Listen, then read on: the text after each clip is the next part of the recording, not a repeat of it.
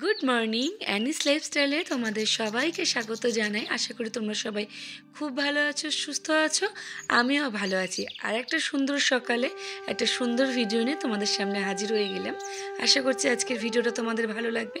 যদি ভালো লেগে থাকে একটা লাইক করো, শেয়ার করো। আর যারা যারা এখনও সাবস্ক্রাইব করনি প্লিজ সাবস্ক্রাইব করে পাশে থেকো। শীতকাল পড়ার পর থেকেই চোখে যেন ঘুমটা একটু বেশি হয়ে গেছে। প্রতিদিনই ঘুম থেকে উঠতে প্রায় দেরি হয়ে যাচ্ছে, কিন্তু আজকে একটু অন্য ব্যাপার। আজকে ঘুম থেকে একটু তাড়াতাড়ি উঠে গেছি। তার কারণ আদিদের স্কুলে আজকে প্রোগ্রাম আছে 25শে ডিসেম্বর, সেই উপলক্ষে। তো তাই জন্য সকাল সকাল ঘুম থেকে উঠে মা ছেলে রেডি হয়ে গেছি। আদিকে তো স্থানটার ড্রেস পরিয়ে দিয়েছি।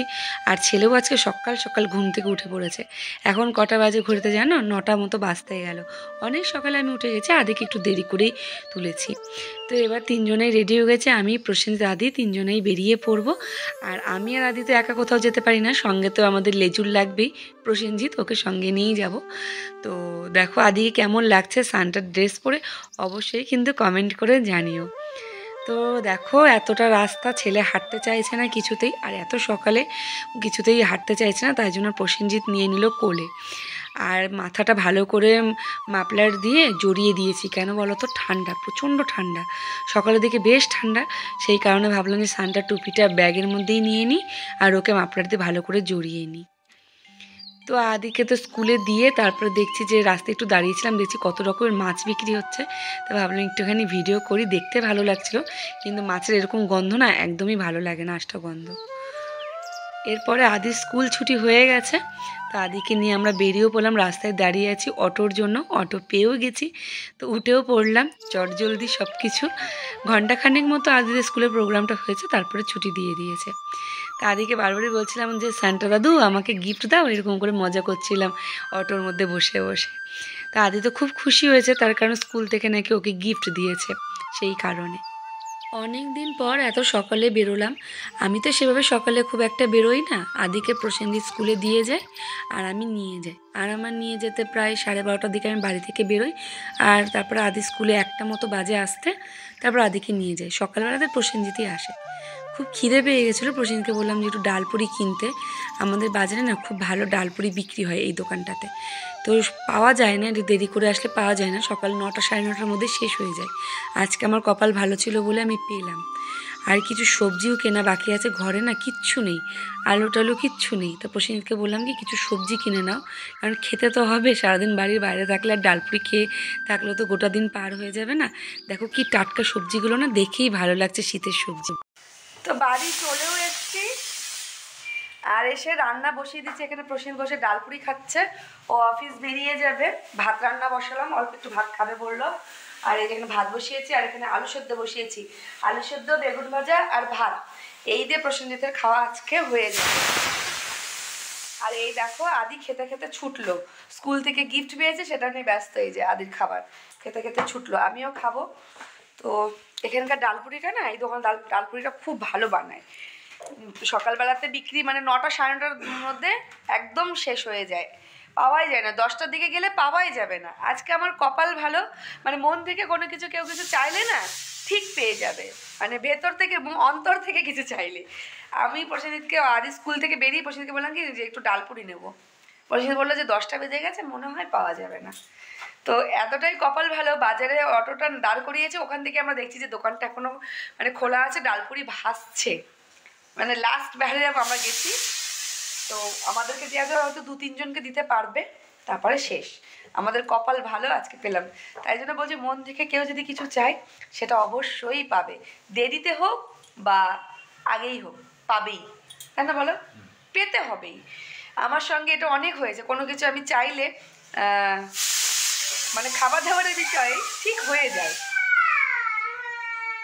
তো চলো আমিও খেয়ে নিই, পরে আবার কথা হচ্ছে।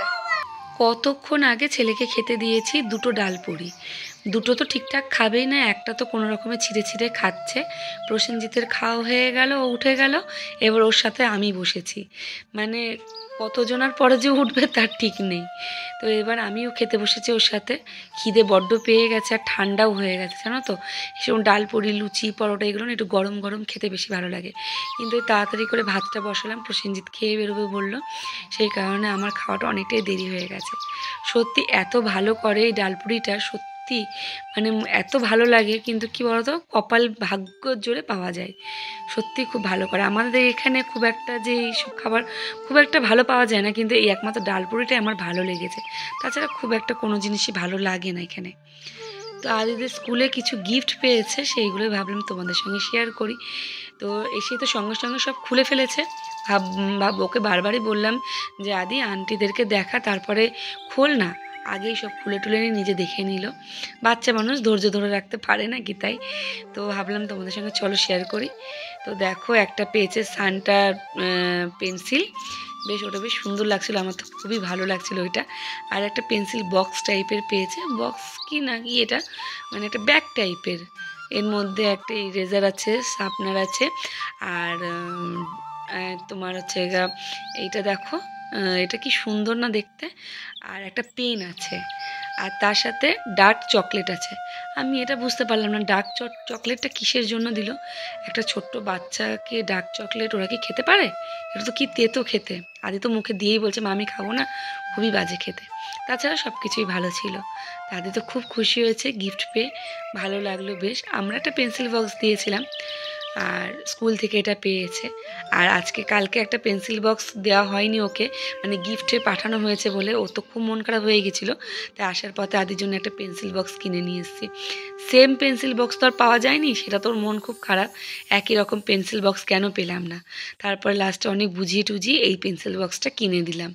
পেয়ে তো ছেলে খুব খুশি হয়েছে, আর ছেলের খুশি মানে আমাদের খুশি, তাই না? তো এবার আবারও চলে আসলাম রান্নাঘরে, কাজের শেষ নেই। কটা বেগুন ভাজবো, শুধু আলু সেদ্ধতে ভাত দিতে কেমন লাগে, ভাবলাম একটু বেগুন ভেজে দিই। আর বেগুন ভাজা, কাঁচা লঙ্কা, ঘি, এই যদি দিই প্রসেনজিৎকে, ও আর আদার্স কিচ্ছু নেবে না। যত ভালো খাবারই থাকুক না কেন, একদমই নেবেই না, ওটাকে সাইডে রেখে এটাই সুন্দর করে খেয়ে নেবে। তাই ওকে নিয়ে আমার কোনো চিন্তাই নেই, কোনো টেনশানই নেই।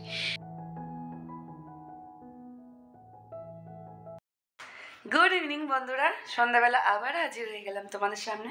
তো রান্নাঘরে যাব রান্না বান্না করতে। আজকে একটু স্পেশাল কিছু রান্না হবে। কি স্পেশাল কিছু রান্না হবে চলো রান্নাঘরে গিয়েই তোমাদের সঙ্গে শেয়ার করছি। আর এই দেখো, পড়াশোনার নামগন্ধ নেই, সারাদিন ধরে সাইকেল সাইকেল সাইকেল। এই দেখো সারাদিন ধরে সাইকেল আর সাইকেল। আর মোজাটাতে কখন যে জল দিয়ে ভিজিয়েছে জানি না। আর আজকে বাম হাতে এই আঙুলটাতে কেটে গেছে, তার জন্য ব্যথা করছে, একটু খ্যান খ্যান করছে যে মা হাতটাতে ব্যথা করছে। পেন্সিল বক্সের ঢাকনা আটকাতে গিয়ে কেটে গেছে সামান্য একটু, কিন্তু বাচ্চা মানুষের হাত কাটা তো ব্যথা তো করবেই। তো চলো বলে দিই তোমাদের কাছে স্পেশাল কি রান্না হবে। আর আমার ঘরের অবস্থা, প্রেশার কুকার থেকে জল পড়ে গোটা ঘর একদম চপচপ অবস্থা। এই জায়গাটাকে পরিষ্কার করে নিই, দাঁড়াও।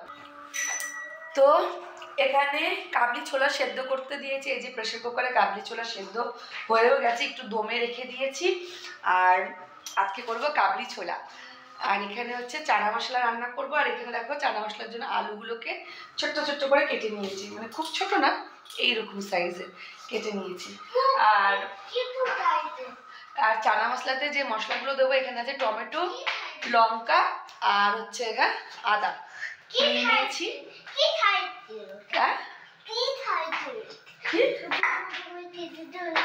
আলু আলু আলু আলু বলছি কি সাইজের, মানে আলু। তো চলো ঝটপট করে রান্নাটা শুরু করে দিই। প্রসেনজিৎ এখনো অফিস থেকে আসেনি, তো চটজলদি করে নিই, সময় নষ্ট করে লাভ নেই। আর এই কড়াইটাতে সেই দুপুরবেলাতে বেগুন ভেজেছিলাম, দুপুরবেলাতে না সকালবেলাতে বেগুন ভেজেছিলাম, সেই তেলটা অনেকটা পড়েছে। এই তেলটা নষ্ট করবো বলো? জিনিসের যা দাম, নষ্ট করার কোনো দাম নেই। আমাদের মতো মধ্যবিত্ত পরিবারের সঞ্চয় যত করে চলবো তত ভালো, তাই না? তো এই যে বসিয়ে দিলাম, কড়াই তো বসানোই আছে, গ্যাস ধরিয়ে দিয়েছি। এবার ঝটপট করে রান্নাটা শুরু করে দিই। তোমরা অনেকেই জানো চানা মশলা কীভাবে করতে হয়, আমি কিভাবে করি সেটাই তোমাদেরকে আজকে দেখাবো। শীত পড়ার সাথে সাথে খাবার ধুমটা যেন লেগে গেছে আমার। মানে শীত পড়েছে আর প্রত্যেক দিন রাত্রে এটা ওটা বানাতেই থাকছি। সকালবেলা খাচ্ছি চিয়ার সিডস আর রাত্রেবেলা এটা ওটা চলছেই। তাহলে কি করে আমার ওয়েট কমে বলো? তো যাই হোক, ওয়েট বাড়ুক সেটা ভেবে এখন আর লাভ নেই। খাওয়ার সময় খাওয়া, তাই না? 12 মাস তো আর শীত থাকে না। 12 মাস শীত থাকলে না হয় মানতাম, এই তো শীত তো হাতে গোনা কয়েকটা দিন, তারপরে আবার সেই গরম প্যাচে বিরক্তিকর একটা ওয়েদার। তো এই শীতের মধ্যেই ভাবছি একটু রসিয়ে কষিয়ে খাওয়া দাওয়াটা করে নেব। তো তোমাদেরকে বলে দিই আমি চানা মশলা কিভাবে রান্না করি। তোমরা তো দেখলেই, কড়াইয়ে তেলটা গরম হতে ওর মধ্যে দিয়ে দিলাম তেজপাতা, শুকনো লঙ্কা আর গোটা গরম মশলা ফোড়ন।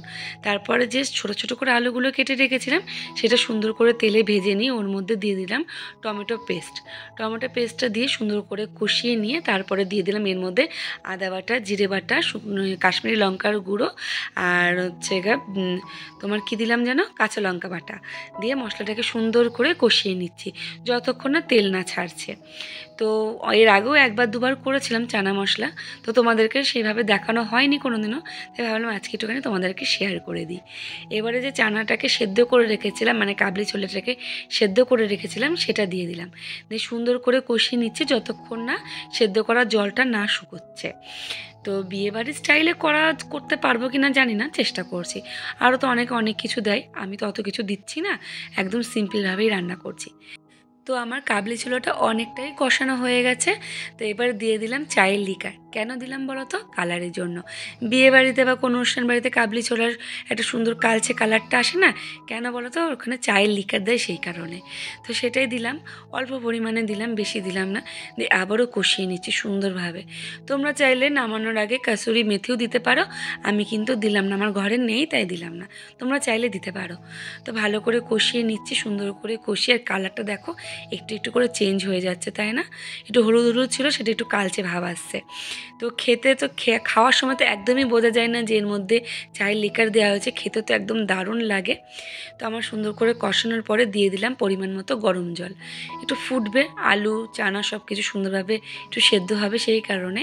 তো দিয়ে দিলাম গরম জল, আর নামানোর আগে দিয়ে দেবো একটুখানি গরম মশলা আর একটু মিট মশলা। তো খেতে কিন্তু দারুণ হয়েছিল, আমি তো পরে ভয়েস দিচ্ছি। সত্যি খুব ভালো হয়েছিল, বিয়েবাড়ির মতো না হলেও ভালো হয়েছিল। এখানে চানা বসিয়ে দিয়েছি, জল দিয়ে দিয়েছি, ফুটছে। আর এখানে বসালাম চা। চানাতে দেবো না, আমরা খাবো বলে প্রসেনজিৎ অফিস থেকে চলে এসছে, তো ওকে চা করে দিতে হবে। আদা দিয়ে চা করবো, আর এই শীতের মধ্যে আদা দিয়ে চা ঠিকঠাক। গরমে আদা দিয়ে অত চা খাই না, কেন শীতের মধ্যে আমার একটা দিনও বাদ যায় না আদা দিয়ে চা খাওয়া, প্রত্যেকটা দিন। তো জলদি করে চাটা করে নিই।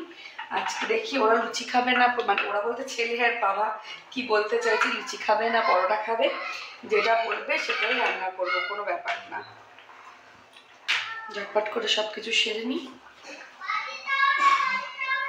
আর ওদিকে ওরা কি করছে একবার দেখে আসি, চলো। রান্না করতে করতে 14 বার করে এসে দেখি ওরা কি করছে। কি কেন বাটি হয়, কি হয় বাটিতে? ক্যাডবেরি বাটি থেকে ক্যাডবেরি রাখে? এই যে রোজি অফিস থেকে এসে শুয়ে পড়েছে, আর আদি দেখো বাটিতে ক্যাডবেরি রাখবে। কে জানে এরকম কথা, মানুষ অন্যান্য জিনিসগুলো যেগুলো বাটিতে রাখা সেগুলো রাখে, ও রাখবে ক্যাডবেরি। ওই দেখো দুষ্টুটা, আজকে হাতটা কেটে গেছে না, ব্যথা হাতে। দিয়ে দিই বাটি, ছেলের আবদার। এবার মা হওয়া কি মুখের কথা, আমার মা বলতে এরকম, মা হওয়া কি মুখের কথা। নে বাটি, হ্যাঁ আমি তো পাগলি। চা হয়ে গেছে, এই যে গরম গরম চা, 2 কাপ, একটা চিনি ছাড়া একটা চিনি দিয়ে। প্রসেনজিৎ সব খাবে কিন্তু চাটা চিনি ছাড়া খায়, গুড বয়। বলা যাবে না, বললে এক ক্লিক দেবে ঝাড়াচ্ছ। তো চলো চাটা খাই আগে, তারপরে বাদবাকি রান্নাটা সারবো। আর ওদিকে কাবলি ছোলারটা একদম মিডিয়াম আঁচে দিয়ে দিয়েছি, কারণ চাটা খেতে হবে, একটু বসে গল্প করি, চাটা খাই সেই ফাঁকে, ততক্ষণ ওটা হোক। আর এই যে আদির খাওয়া হয়ে গেছে, বাটি দিয়ে দিল, হাতে বাটি ধরিয়ে দিল। চলো পরে এবার আসছি। কাবলি ছোলা আমার প্রায় কমপ্লিট, কিছুক্ষণ পরেই নামিয়ে নেব। আর কালারটা দেখো কি দারুণ হয়েছে না? যে কোনো রান্নাতে কালারটাই আসল, তাই না? কালারেই বোঝা যায় সেই রান্না খেতে কেমন হয়েছে। তো আমি তো এরকম করে আলুগুলোকে একটুখানি গলিয়ে গলিয়ে দিলাম, খুন্তি দিয়ে একটু ঘেটে ঘেটে দিলাম। কেন বলো তো? যাতে গ্রেভিটা একটু গাঢ় হয়। তার সাথে কয়েকটা মটরগুলোকেও মানে কাবলি ছোলাগুলোকে একটুখানি খুন্তির সঙ্গে একটুখানি কেটে কেটে দিলাম। তাতে কেন বলো তো? একটু যাতে একটু গ্রেভিটা ঘন হয় সেই কারণে। তো এবার নামানোর সময় দিয়ে দেবো পরিমাণ মতো মিট মশলা আর গরম মশলা। গরম মশলাটা অল্পই দিচ্ছি, তার কারণ তো আমার আদি দুজনেরই তো গরম মশলাতে অ্যালার্জি আছে। আর প্রথমে ফোড়নে যেহেতু গরম মশলা দিয়েছি, ঝালটাও একটু বেশি হয়ে যেতে পারে, তো সেই কারণে গরম মশলাটা একটু কম দিলাম। আর দিয়ে দিলাম মিট মশলা সামান্য পরিমাণে, একটু নাড়িয়ে চাড়িয়ে নামিয়ে নেব। তোমরা চাইলে নামানোর আগে কাসুরি মেথি দিতে পারো, আমার ঘরে নেই বলে আমি দিলাম না। কাসুরি মেথি দিলে আর একটু সুন্দর একটা ফ্লেভার হতো, আরও ভালো লাগতো।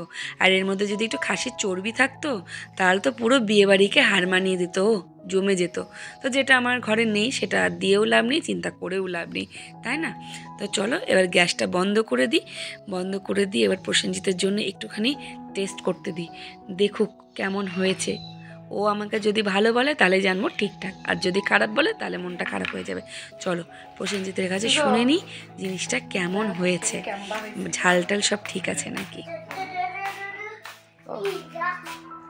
ধরো দেখিস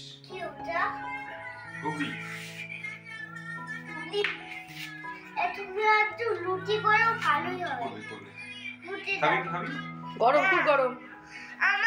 খেয়ে বলো দেবো দেবো করে দেবো করে দেবো দেবো। ভালো আছে? ঝাল লবণ সব সব ঠিকঠাক। এখানে আটা মাখানো হয়েছে, এই যে গুলি করা হচ্ছে, গুলি একটু বেশি বড় বড় হয়ে যাচ্ছে, এইগুলো একটু বেশি বড় হয়ে গেল, বড় হয়ে যাচ্ছে। প্রসেনজিৎ বাবুকে একটু হুকুম করলাম, বসে ফোন দেখছিল। আর আমি যখনই লুচি ভাজতে আসছি তখনই টুকটুক করে টেস্ট করছে। আর এইখানেই দেখো আমার আদি বাবাকে দিয়েছি দুটো লুচি ভেজে, ফুলকো ফুলকো লুচি ভেজে দিয়েছি, ও শুধু তখন থেকে চিনিই খেয়ে যাচ্ছে। আর আজকে কাবলি ছোলাতে নাকি একটু ঝাল হয়ে গেছে, সেটা আমার খেতে পাচ্ছে না, খুব খারাপ লাগছে দেখে, একটু খেতে পারছে না। তো এবার তো চটপট করে কয়েকটা লুচি ভেজে নেব, দুজন মানুষ খাবো আর চটপট করে হয়ে যাবে। হ্যাঁ রেখে দাও, থাকলো না এটুকু 20টা। ঠিক আছে ভাজতে থাকি, বাসি বেঁচে গেলে কালে খাওয়া যাবে না, 20টা তো খাওয়া যাবে না।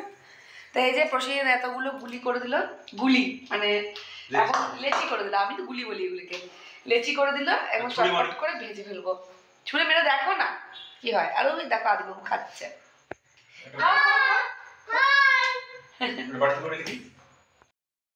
প্রসেনজিৎকে শুধু বলেছি যে প্রসেনজিৎ একটুখানি আমাকে ভিডিও করে দাও। হ্যাঁ আমি আর স্ট্যান্ড সেট করছি না, তুমি একটু ভিডিও করো। আদি যে কতবার ওর বাবাকে ডাকলো আর কতগুলো যে হুকুম করা হলো তার ঠিকই নেই। তা আমি এখানে বসে ভাবলাম যে একটুখানি আমি লুচি কটা ভাজবো আর প্রসেনজিৎ আমাকে একটু ভিডিও করে দেবে। তার উপায় নেই, বাবা আমাকে ফোন চালিয়ে দাও, বাবা আমাকে জলের বোতল দাও, বাবা আমার হাতে কামড় খেলাম, কত বাহানা। দেখো লুচিগুলো কি সুন্দর ফুলছে, এগুলো কিন্তু ময়দার নয় আটার। আজকে আটার লুচি করছি, ময়দা বন্ধ, অত মুখের সাথে খেতে হয় না, তাই দেখো কি সুন্দর ফুলছে। দেখেছো? এই দেখো প্রসেনজিৎ ময়দাটা ভালোই দিয়েছে বুঝলে। আমি এখন লুচি বেলছি আর প্রসেনজিৎ আমাকে বলছে কি যে দোকানে কি সুন্দর বেলে, একবার এদিক একবার ওদিক দেয়, সুন্দর বেলা হয়ে যায়। আজকে সেই ডালপুরি আনতে গেছিলাম, ওই দোকানে দেখেছে, তাই না? ওখানে দেখে বললো না, ওখানে দেখে ওটাই বলছে। তো ওদের মতো কি আমরা পারি বলো? ওরা তো এক্সপার্ট না, ওরা দীর্ঘদিন ধরে করছে, আমাদেরকে ওরা হ্যাঁ ওরা প্রফেশনাল। আর আমরা কি বলতো, আমার থেকেও যারা অনেক বছর ধরে বিয়ে করেছে, আমি তো মাত্র 5 বছর আমার বিবাহিত জীবন, এবার অনেকে তো 10 বছর 20 বছর 30 বছর। আমার মা শাশুড়ি মারা তো মানে আমার থেকে অনেক বেশি কিছু জানে। যখন আমি ওদের কাছ থেকে সবকিছু শুনি আমি তো অবাক হয়ে যাই যে এত কিছু জানে, এত কিছু জানার আছে, এত কিছু বোঝার আছে। ওই দেখো আবার আদি ডাকছে, বাবা দেখো প্রসেনজিৎ তো আমাকে বলে দিল দোকানের মতো লুচি বেলতে, কিন্তু সেটা তো আমার পক্ষে সম্ভব হলো না। আমি 3-4বার ঘুরিয়ে ঘুরিয়ে বেললাম, দোকানের মতো কি করে করব বলো। কিন্তু যাই হোক, দোকানের মতো লুচিগুলো ফুলেছে বেশ ভালো। তো ওরা তো ময়দার করছিল, আর আমি আটাতেই বেশ সুন্দর ফুলিয়েছি। ময়াম দেওয়াটা ভালো হয়েছিল। আর লুচি ভালো না ফুললে না একদমই খেতে ইচ্ছে করে না। তো দেখো লুচিগুলো কি সুন্দর ফুলছে না, এটা কেমন যেন পেঁচিয়ে গেল। তো যাই হোক, এটাও ফুলবে, দেখো এটাও কি সুন্দর ফুলে গেছে। প্রত্যেকটা লুচি আজকে ফুলেছে। এখানে লুচি ভাজা হয়ে গেছে, প্রসেনজিৎকে খেতে দেবো, একদম ফুলকো ফুলকো লুচি। তো আর এইখানে এই যে কাবলি ছোলার চানা মশলা, এই যে কালারটা জাস্ট দেখো কত সুন্দর হয়েছে কালারটা, এই দেখো কালারটা দারুণ হয়েছে না। তো চলো প্রসেনজিৎকে খেতে দিয়ে দিই, তারপর আমি খাবো। এখানে প্রসেনজিৎকে খেতে দিয়ে দিচ্ছি ফুলকো ফুলকো লুচি আর চানা মশলা, সাথে একটু মিষ্টি থাকলে আরও ভালো হতো। ও হ্যাঁ, মনে পড়েছে, একটা মিষ্টি আছে, ওই দেখো একটুখানি উকি দিচ্ছে, একটা ল্যাংচা আছে। তো এটা আমি আর প্রসেনজিৎ একটু ভাগ করে খাবো। তো সেই তারাপীঠ থেকে এনেছিল, আমাদের সেই ঘর মালিক দিয়েছিল, সেটা এখনও পড়ে আছে। আর কাঠটা কে খায় বলে, এটা দেওরের জন্য রাখা ছিল, দেওর তো আর খেলো না, সেইটা আমরাই খাচ্ছি, আমি আর প্রসেনজিৎ, এটাই হয়। তো প্রসেনজিৎ আদি দুজনাকেই খেতে দিয়ে দিয়েছি, ওরা খাচ্ছে। তো চলো বন্ধুরা, আমি একটু পরেই খাবো। ভিডিওটা কেমন লাগলো অবশ্যই কিন্তু কমেন্ট করে জানিয়ে, যদি ভালো লেগে থাকে লাইক করো, শেয়ার করো, যারা যারা এখনো সাবস্ক্রাইব করোনি প্লিজ সাবস্ক্রাইব করে পাশে থেকো। Tata, bye, good night.